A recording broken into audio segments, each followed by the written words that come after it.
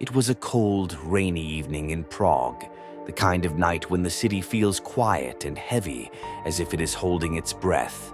I had stayed late at work again, finishing things that probably didn't matter, and I was walking home, umbrella in one hand, phone in the other, scrolling through messages I didn't really care to read. The rain made everything blurry. Streetlights looked like melting gold, and my reflection in the puddles looked like someone else. I turned down a narrow street that I didn't recognize.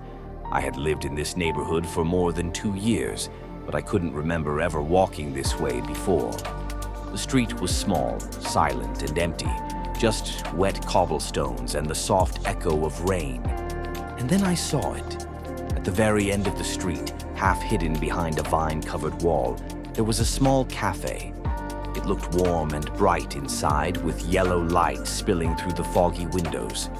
Above the door was a small wooden sign that said, "Café Tomorrow." The name made me stop. I stared at it for a long moment.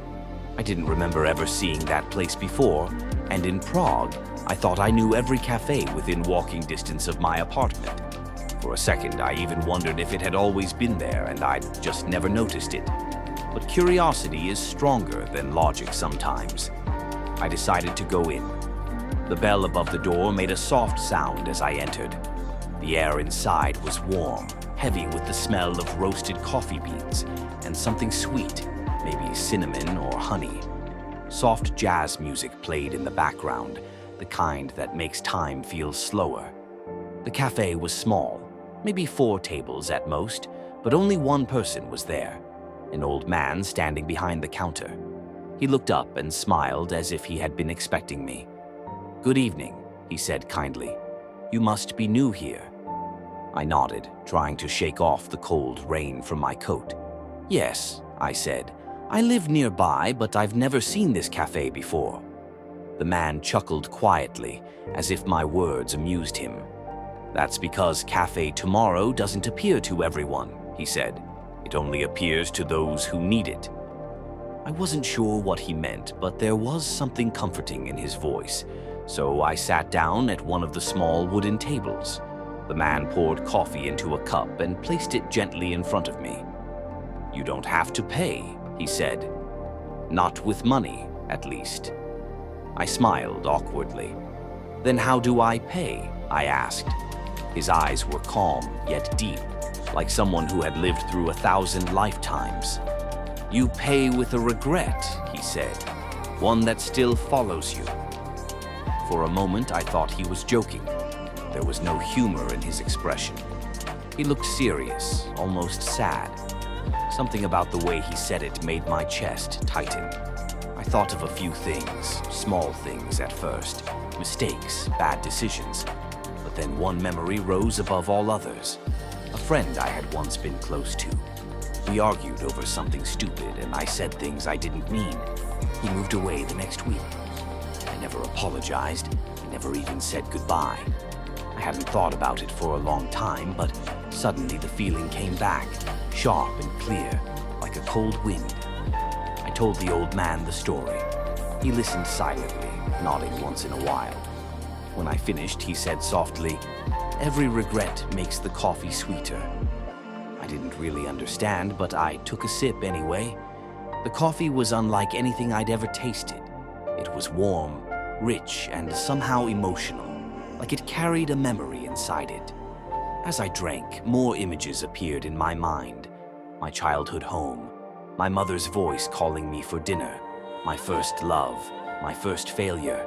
Every memory came back, one after another, not to hurt me, but to remind me that I had lived. I didn't realize I was crying until a tear dropped into the cup. When I looked up again, the old man wasn't behind the counter anymore. The room was quiet. The music had stopped. The air felt colder, heavier. I called out, but no one answered. I stood up and looked around. There were no other doors, no sign of anyone. The cafe that had felt so warm seconds ago now looked empty and old. The lights flickered and the smell of coffee was fading. I walked to the counter. The coffee pot was gone. The shelves were empty. Even the sound of rain outside had stopped. I I felt a strange panic rise inside me. I hurried to the door, pushed it open, and stepped outside.